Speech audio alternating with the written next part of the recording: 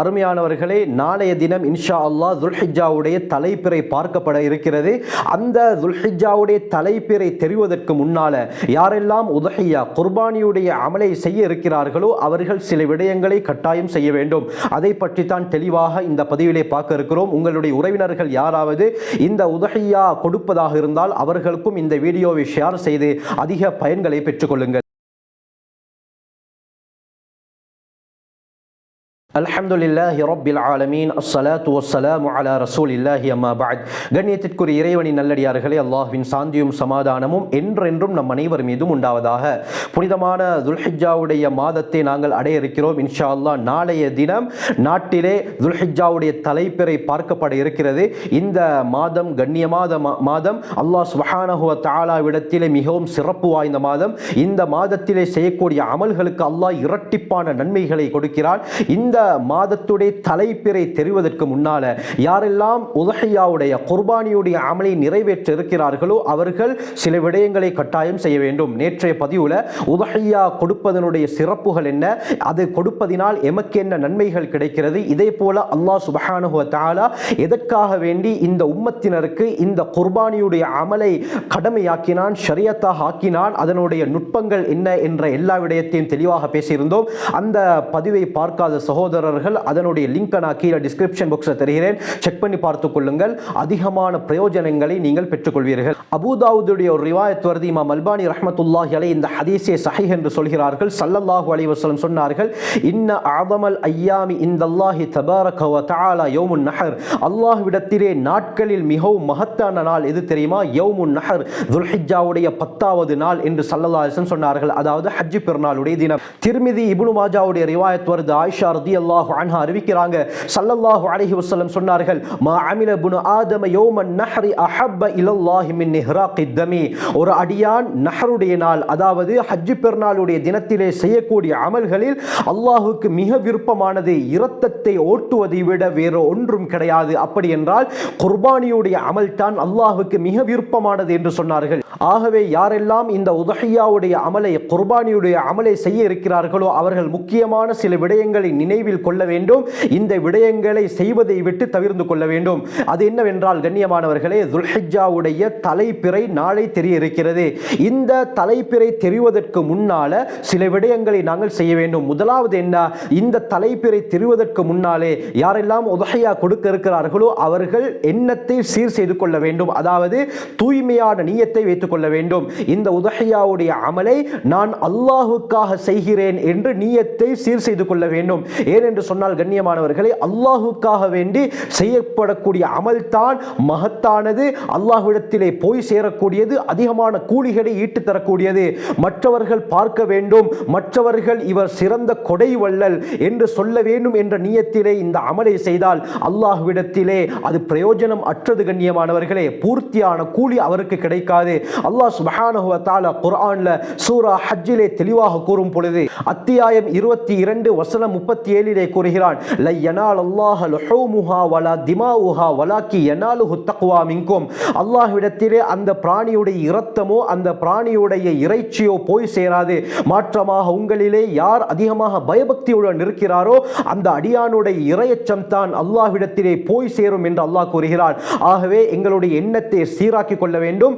இந்த உதஹியாவுடைய அமலை நான் அல்லாஹ்வுக்காக வேண்டி கொடுக்கிறேன் என்று நியத்தை வைக்கும் பொழுது அல்லாஹ் அந்த அமலை செய்தால் எந்த பூர்த்தியான கூலியை கொடுப்பானோ அந்த கூலியை இந்த அடியாருக்கு கொடுக்கிறான். அடுத்து உதஹியா கொடுக்கக்கூடியவர்கள் செய்யக்கூடிய மிக முக்கியமான ஒரு அமல் தான் ஸஹீஹ் முஸ்லிமுடைய ரிவாயத் வருது.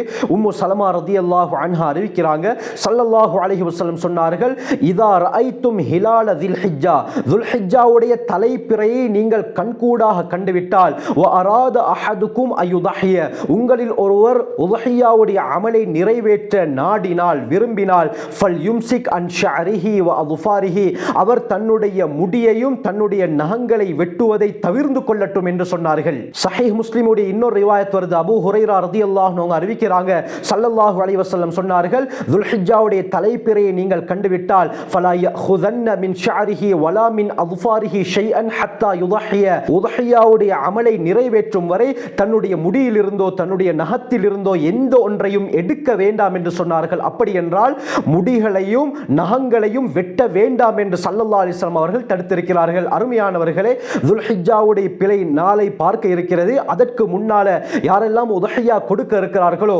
அதாவது தந்தை உதஹியாவுடைய அமலை நிறைவேற்ற இருந்தால் அந்த தந்தைக்குடைய பொறுப்பிலே யாரெல்லாம் இருக்கிறார்களோ, அதாவது மனைவி, குழந்தைகள், இவர்களும் இந்த அமலை செய்ய வேண்டும். துல்ஹிஜ்ஜாவுடைய தலைப்பிறை தென்படுவதற்கு முன்னால தங்களுடைய நகங்களை வெட்டி கொள்ள வேண்டும், முடிகளை களைந்து கொள்ள வேண்டும். முடிகள் என்று வரும் பொழுது கண்ணியமானவர்களே, எல்லா முடிகளையும் தான் ஸல்லல்லாஹு அலைஹி வஸல்லம் சொன்னார்கள். தலைமுடி மட்டுமல்ல, அதாவது அக்குள் முடியாக இருக்கலாம், மர்மஸ்தான் முடிகளாக இருக்கலாம், எல்லா முடிகளையும் களைந்து விட்டு வெட்டிவிட்டு நாங்கள் சுத்தமாக ஆகிவிட வேண்டும்.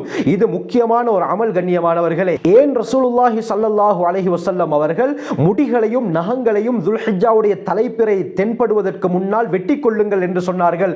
அதற்கு முக்கியமான ஒரு ஹிக்மத், ஒரு நுட்பம் இருக்கிறது கண்ணியமானவர்களே. அதாவது இந்த துல்ஹிஜ்ஜாவுடைய மாதத்தில் ஹாஜிமார்கள் பல லட்சம் செலவழித்து இஹ்ராமுடைய ஆடையை அணிந்து மக்காவை நோக்கி இந்த ஹஜ்ஜுடைய அமலை நிறைவேற்றுவதற்காக வேண்டி செல்கிறார்கள். கண்ணியமானவர்களே, இந்த அமலை நிறைவேற்ற செல்லும் பொழுது அவர்களுக்கு சில விடயங்கள் ஹராமாக்கப்பட்டிருக்கிறது. அதாவது அவர்கள் இஹ்ராமுடைய ஆடையை அணிந்து விட்டால், அவர்கள் நியத்து வைத்து விட்டால் நகங்கள் வெட்டுவது ஹராமாக்கப்பட்டிருக்கிறது, முடிகளை வெட்டுவது ஹராமாக்கப்பட்டிருக்கிறது, இதே போல வாசனை திரவியங்கள் பூசுவது ஹராமாக்கப்பட்டிருக்கிறது. இப்படி 10க்கு மேற்பட்ட விடயங்கள் அவர்கள் செய்வது தடுக்கப்பட்டிருக்கிறது. அப்படி ஏதாவது ஒரு விடயத்தை அவர்கள் செய்துவிட்டால் அதற்கு குற்ற பரிகாரமும் இஸ்லாத்திலே கடமையாக்கப்பட்டிருக்கிறது. அவர்கள் குறைந்தது ஒரு ஆடையாவது இதற்கு பகரமாக கொடுக்க வேண்டும். அதாவது இஹ்ராம் அணிந்ததற்கு பிறகு அவர்கள் நகத்தை வெட்டிவிட்டால் கண்ணியமானவர்களே, அதற்கு பகரமாக அவர்கள் குற்ற பரிகாரமாக ஒரு ஆடை கொடுக்க வேண்டும். இந்த அளவுக்கு இந்த விடயத்திலே இஸ்லாம் பல சட்டங்களை சொல்கிறது. ஆக இந்த துல்ஹிஜ்ஜாவுடைய நாளில் ஹாஜிமார்கள் இந்த விடயங்கள் எல்லாம் அறிந்து அவர்கள் நேர காலத்துடன் நகங்களை, முடிகளை வெட்டி அதற்கு பிறகு குளித்துவிட்டு இஹ்ராமை அணிந்து இந்த விடயங்களிலே அவர்கள் ஈடுபட மாட்டார்கள், அவர்களுடைய ஹஜ்ஜுடைய அமல் பூர்த்தியாகும் வரை.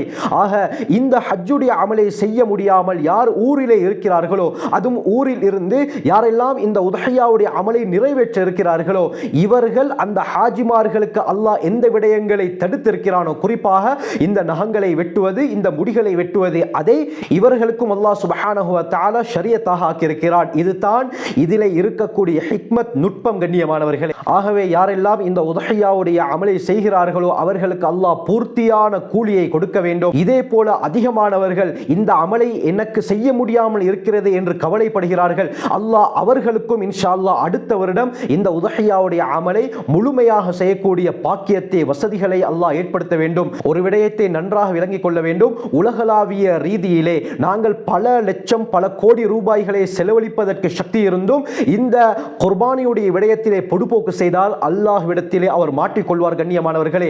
30 கோடி இதே போல பல லட்சம் செலவழித்து தன்னுடைய மகளுடைய திருமணத்தை ஒருவர் எடுக்க முடியும் என்று சொன்னால் அவர் உதஹியா கொடுப்பது கடமை கண்ணியமானவர்களே.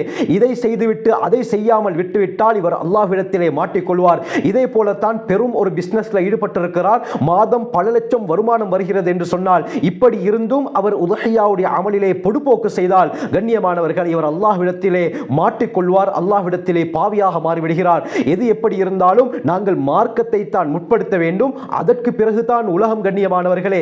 இதே போலத்தான் தன்னுடைய மகளுடைய கல்யாணத்தை ஜாம் என ஒருத்தர் செய்கிறார், பல கோடி செலவழித்து செய்கிறார்.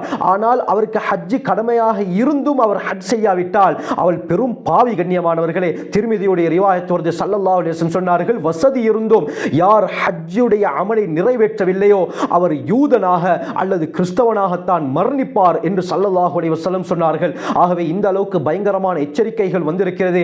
யாருக்கெல்லாம் அல்லாஹ் வசதியை கொடுத்திருக்கிறானோ, அது பங்கு கொடுக்கிற அளவுக்கு வசதி இருந்தால் அவர் பங்கை கட்டாயம் கொடுங்கள். தனி பிராணியை கொடுப்பதற்கு வசதி இருந்தால் அவர் தனி பிராணியை கொடுங்கள். அது ஆடு கொடுப்பதற்கு வசதி இருந்தால் ஆட்டை கொடுங்கள், மாட்டை கொடுப்பதற்கு வசதி இருந்தால் மாட்டை கொடுங்கள். கண்ணியமானவர்களே, உங்களுடைய அமலை அல்லாஹ் வீணாக்க மாட்டான். இதன் மூலமாக உள்ளம் குளிர்வது யாருக்கு? ஏழைகளுக்கு கண்ணியமானவர்களே. அந்த ஏழைகள் உங்களுக்காக வேண்டிய துஆ செய்வார்கள். அவர்களுடைய துஆவை எப்போதும் நீங்கள் உலகத்திலே நிம்மதியாக வாழ, மறுமையில் உங்களுடைய இடத்தை சிறந்ததாக ஆக்கிக்கொள்ள. ஆகவே அல்லாஹ் சுப்ஹானஹு வ தஆலா இந்த குர்பானியுடைய அமலை நாமும் செய்து அல்லாஹ்வுடைய நெருக்கத்தை பெறக்கூடிய கூட்டத்திலே சேர்த்துள்வானாக. ஜஸாக்குமுல்லாஹு கைர். வாஹிரு தஅவானா அல்ஹம்துலில்லாஹி ரப்பில் ஆலமீன்.